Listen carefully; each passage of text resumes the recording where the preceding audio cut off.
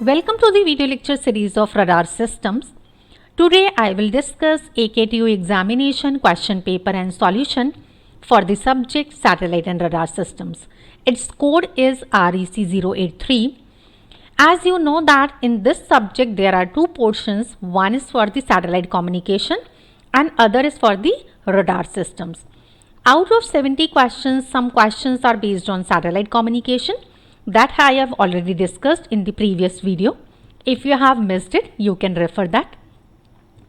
In today's lecture, I will discuss the multiple choice questions based on radar systems. There are total 31 questions out of 70 which are based on radar systems. Let us begin. First question is the radar in which both transmission and reception is done using same antenna. Options are given as monostatic, bistatic, monopole and dipole. So you can pick the answer very quickly. It is monostatic radar. This is the correct answer. Question number 2 is when a power PT is transmitted by an antenna, amount of energy incident on the target is given by the expression. What will be the expression?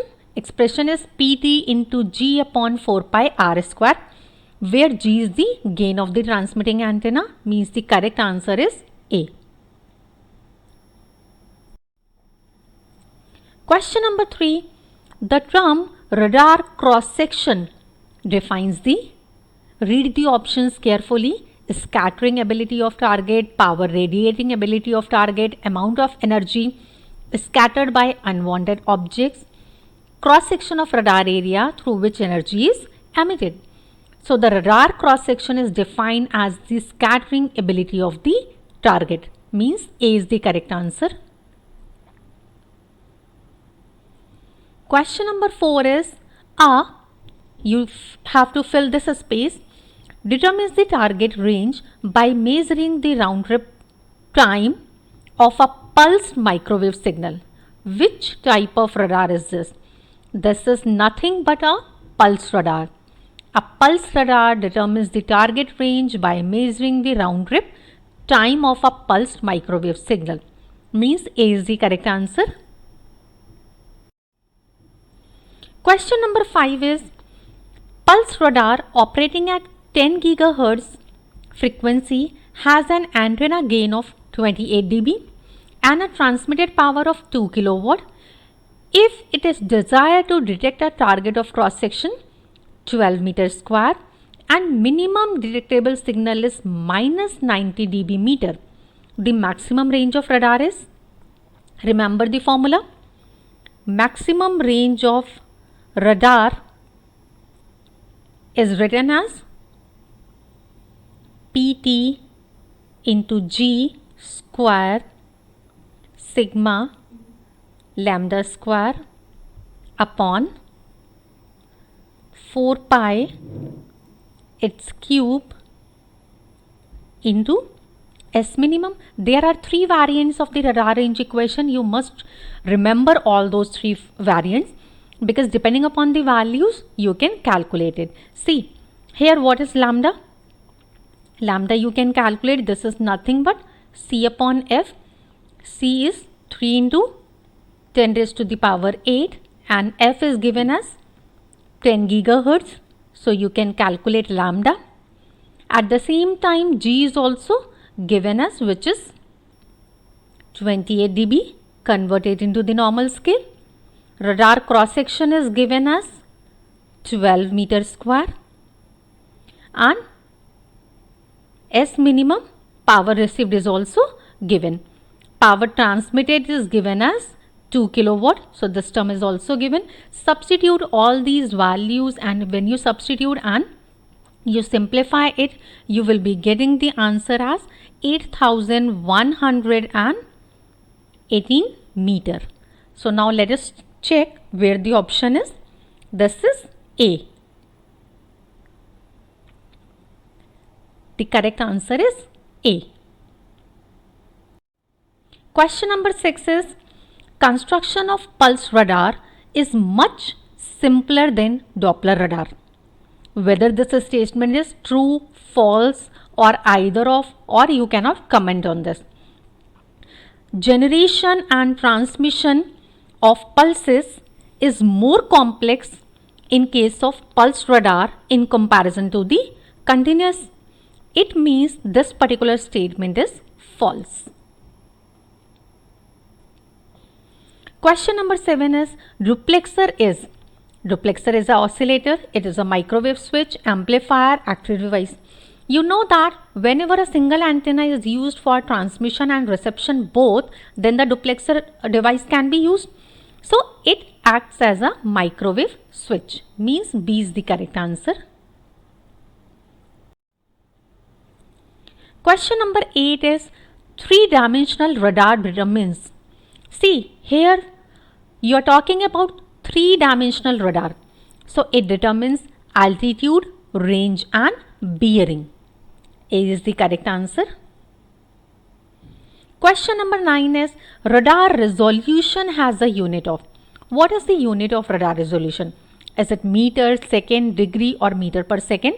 So radar resolution, its unit is meter. Answer is A. Question number 10 is if the peak transmitted power in a radar system is increased by a factor 16, the maximum range of radar will change. If you remember the formula, R max is directly proportional to the peak transmitted, its fourth root. So if peak transmitted is increased by 16, radar range will change by a factor 2. Correct answer. Next question is if the antenna diameter in a radar system is increased by 4, the maximum range will be increased by a factor. Remember the formula? Here if antenna diameter is increased by 4 means maximum radar range will also increased by 4. C is the correct answer. Question number 12 is if the ratio of antenna diameter to the wavelength in a radar system is high, this will result in, you have to pick the false statement. Large maximum range, good target discrimination, difficult target acquisition, increased capture area. So false statement is increased capture area because all the remaining 3 are the true options.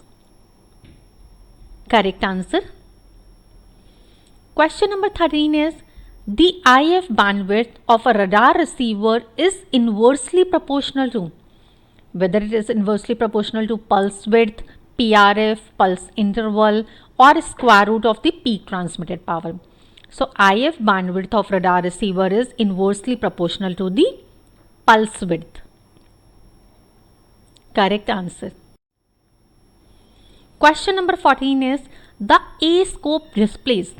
See, you have studied about the various types of scopes, but what A scope display? It actually displays the target range, but it is not capable for the displaying position. Means B is the correct answer. Question number 15 is the biggest disadvantage of CW radar is that it does not give target velocity, it does not give target range, a transponder is required at the target, it does not give the target position. So the biggest disadvantage is it does not give target range. Means B is the correct answer.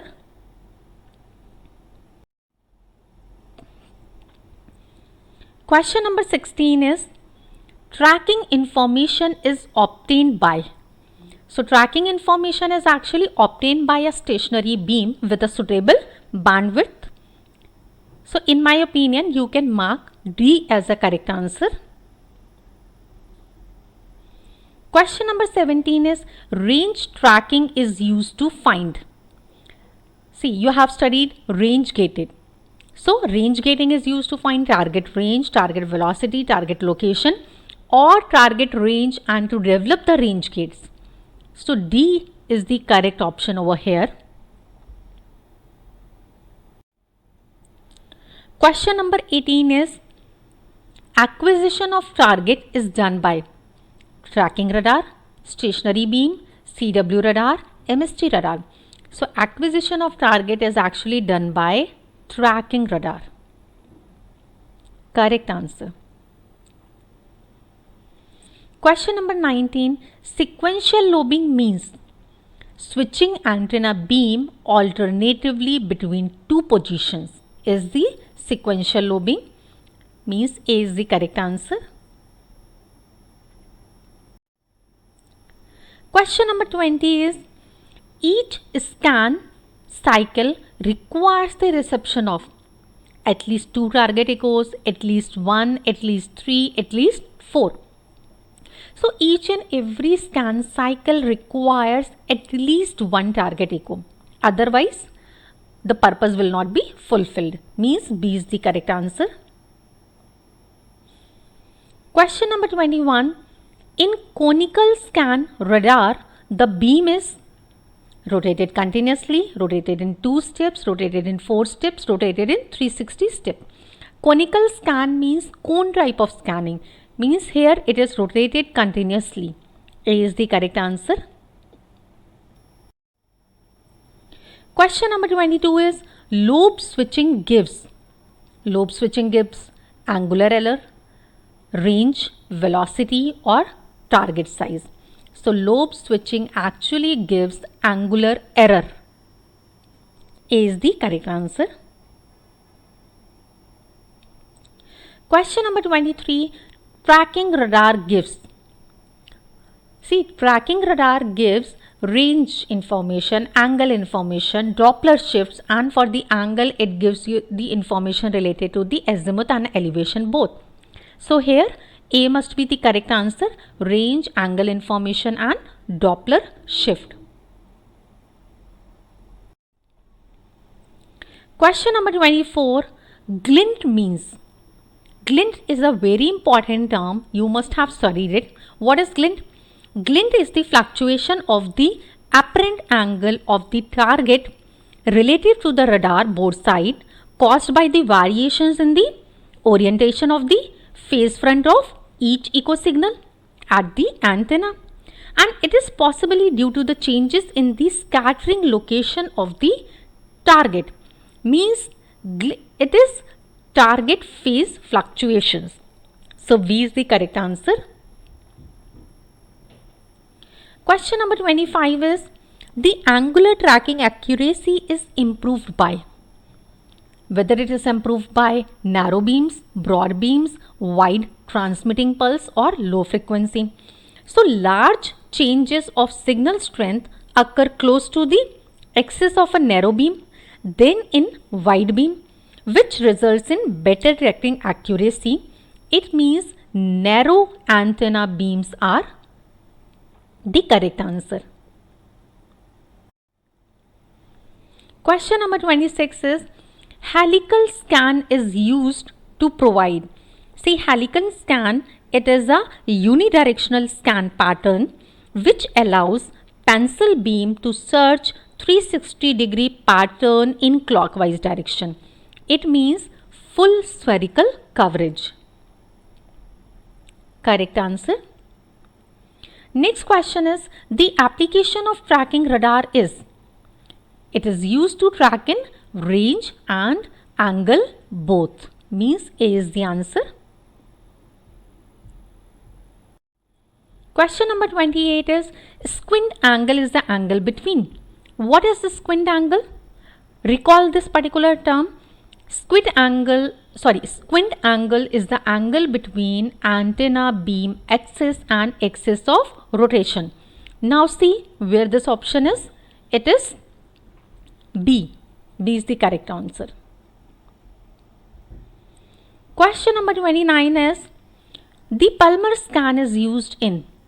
Where it is used? So Palmer, spiral and raster scans are employed in fire control tracking beam radar. It means B is the correct answer.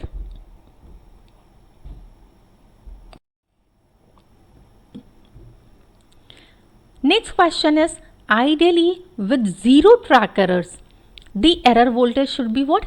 See, error here is directly related to the voltage. So accordingly, as per the error being identified, the error voltage is actually related over here. So if there is a zero error, it means error voltage must also be zero. Last question. How is the velocity of an aircraft measured by passive radio systems? Options given here are Doppler shift, velocity data is transmitted by aircraft and received by the station, secondary surveillance methods, and satellite mapping. See, aircraft is moving, so the velocity of aircraft is actually measured by passive radio systems by the use of Doppler shift. So A must be the correct answer.